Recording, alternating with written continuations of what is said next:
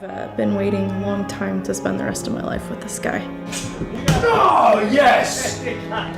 What's good, YouTube? Welcome back to Grimm. Strap yourself in for some blood-sucking cringe as we meet two vampire wedding planners. Yes, you heard that correctly. That combination exists for some reason. So without further ado, let's meet these so-called vampires and see how their wedding planning business is going. Oh, you got this, you got this, you got this. When the stakes are so high, it's really important that you don't crumble under pressure. This is definitely the most last-minute wedding that we've ever done.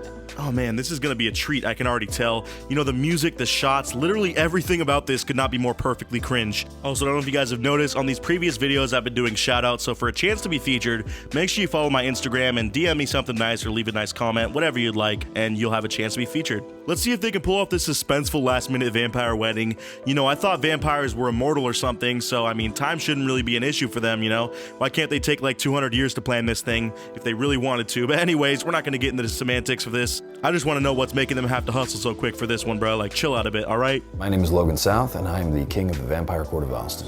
So here's the thing, is we're doing the ceremony the same place we're doing the seance. All right, bro, this is already too much for me. You know, a long time ago, I actually wanted to move to Austin, like, so bad. The music and food, and I don't know, just the whole scene in general seemed really cool, and so many content creators on YouTube and Twitch that I love moved there, and they all loved it, so I mean, I was really wanting to move there, but now that I know they have a royal vampire court, I think I've changed my mind. It's officially become too hipster, all right? We're just gonna lose Austin, Texas, like we just lost LA a few years ago.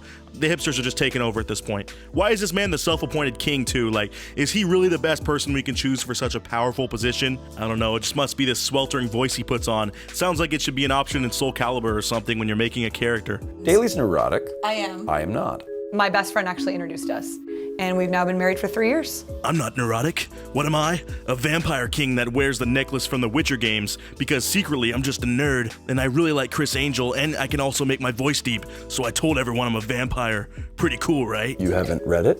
No. She sent it to you. No, she didn't. PDF right there. Okay, cool. Yeah, the way this dude's eyebrows move and just the way he delivers his words is really, for some reason, already triggering me so hard, bro. This little eyebrow raise that sends off this message of, I'm better than you and I'm smarter than you, or at least I really think I am, so therefore I look down upon you. It's just really annoying to watch so far, and you could tell he just totally has that aura about him of thinking he's better than everyone. The Vampire Court of Austin is basically the vampire town hall for all of the vampires within the communities and territories of Austin. Oh yeah, I forgot about that. I actually heard Texas in general, you know, is a huge hub for vampires, which is weird because just north of Texas in Oklahoma is where we know to be the main location for all these werewolves. So, I mean, it's kind of weird they would choose their home bases so close. This is sarcasm, of course. Neither of those exist. And if they did, these sun-hating vampires would not choose freaking Texas, bro. Come on, at least relocate up somewhere colder. I don't know, maybe near me in raining Washington or something. We really wanted Logan and Daly to organize this wedding because if anyone knows us better than even our own family, it would be those two. Hello, darling. Of course, come in, please. All right, I am really not one to make assumptions, but I gotta drop this one on y'all because it's been on my mind this whole video so far. But why did this feel like this whole scene is basically like the weird anime kids before anime was a thing in Western culture or readily accessible? They literally talk and handle themselves just like all the anime kids I knew in high school, but I guess their thing is more dark, you know, like vampires are obviously way more edgier than anything else, so why not pretend to be that, right? I'm not trying to talk smack on them either, or anime watchers, but everyone has their own thing, and you know, this is just a similar type of person, I think, that's drawn to this stuff. Come here. We have a live-in assistant named Jennifer. She has been with us for 4.5, almost 5 years, I think now. It's like being an assistant to Logan and Daly is fantastic. I love them so much. So apparently they're so rich they have a live-in assistant, also known as a junior or novice vampire for those unaware. And I mean, she seems to be very excited to basically be these people's doormat for the past 4 years. I'm sure if you do believe you're a vampire and you really subscribe to this little club they got going on, it would probably be a somewhat cool position to have, you know, working for the king and queen. But I don't know, it just seems really weird to me. And she seems a little bit too excited for this job. Like, I'm getting a crazy vibe from her for sure. I'm also officiating the wedding tonight, so I'll tack that on to the other 100 things that I've got to do. This dude is just so important. I mean, I can't believe he's juggling between so much. On one hand, he's being a struggling 1990s Johnny Depp impersonator and a vampire, and then he's also a wedding officiant at the same time. It's pretty magical if you ask me. I mean, no wonder these Austin, Texas vampires chose him to be their one true king. He's a god among men. Come on. We had our vampiric awakenings around 15 years old, both of us did. For me, it was It was like a switch flipped on, and suddenly there was this kind of change in my perception of the world. I must be a late bloomer. I mean, I'm 22 and I still haven't had my vampiric awakening.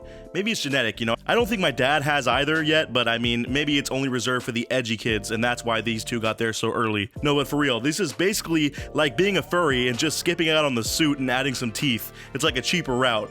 Also, I was completely right about this dude earlier. There's no doubt in my mind that he totally got clowned on this in school for being this vampire or putting on this act. But as soon as he moved to Austin and left the bubble that is high school, he actually found other adult people that will also live in this delusion with him. So boom, right there, a king was born. I'm not okay with that.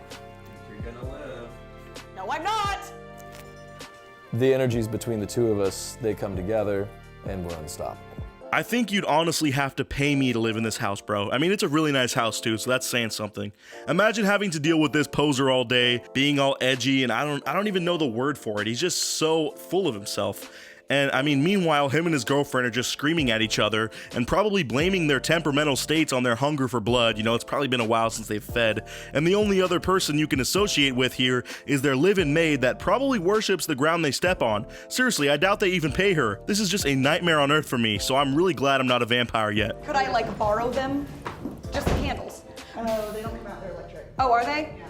Do you have the rings, best man? Wait, she's out here doing all this work and being, as he says, quote, neurotic, and he's over here sprawled out on this chair 30 minutes before the wedding's supposed to start in the corner making out with another vampire? How is that fair, bruh? Come on, do some work and stop cheating on your vampire girlfriend. I don't care if you're the king, all right? That ain't cool. My girlfriend is named Mariluna Sombra. It was more than like physical attraction. There was like something pulling us together. Oh, of course, this dude has a side piece, and the girlfriend is just totally going with it since she also worships this guy as well for some reason. Look, I'm really confused here, guys. Am I just missing this guy's charm completely and just being entirely too cynical, or do you guys also see him as a totally cringy tryhard as well? I mean, I feel like he could be someone they have on Nathan For You if you guys have seen that show. Like, people like this dude just don't really exist, all right? I refuse to believe it. Apparently, he really does exist, though, and every edgelord girl in Austin, Texas wants to plant one on his faux vampire lips for some reason. So how are you feeling about tonight?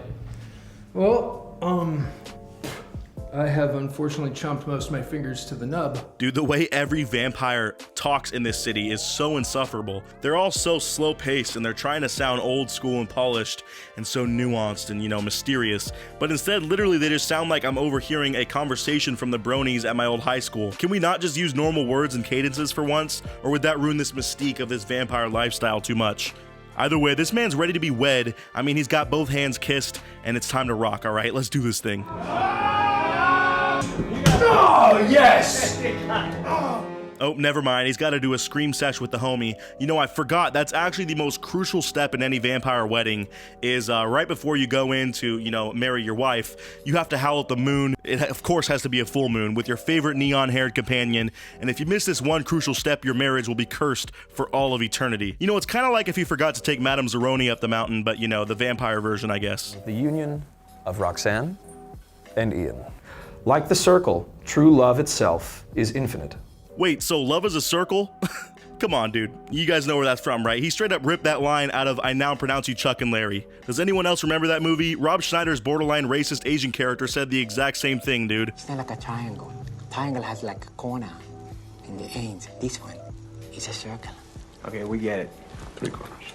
Apparently, that's true love, though. You know, it's a circle and it's infinite, yada yada. Look, dude, these vampires are here to party, bruh. Get through these sacred rites and have these two get married already so they can sip red wine and pretend it's blood or whatever vampires do at the reception. With these rings exchanged, your bond is made finite.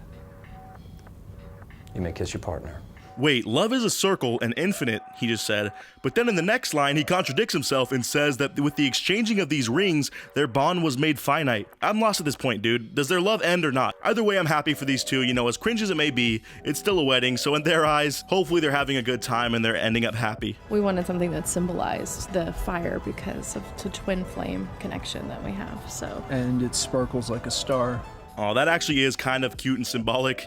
I do love, though, that she's going in depth and talking about what this ring signifies to her and her new hubby.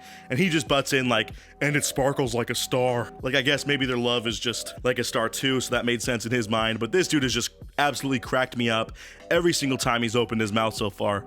You know, even though this whole thing was cringe overload for me, pretty much, I do still gotta respect that these people are human, and you know, everyone has their own weird things they're into. I think I'm still gonna have a normal wedding when I have mine, but at least I got to see what the other side does it like, you know, the undead side. I still think this dude who runs this whole thing is super cringy though. He even has another video that's older on Barcroft, or now Truly's channel, I don't know what they go by, where he talks about being the royal king of vampires of Austin or something. So maybe I'll react to that older video if enough people are down, or if this video does well. You know, I could never really get enough of this fake vampire cringe if you ask me. Let me know what you guys thought of this video down in the comments below. I'd love to know your thoughts, and as always, I'll see you guys in the next video. Until then, peace out.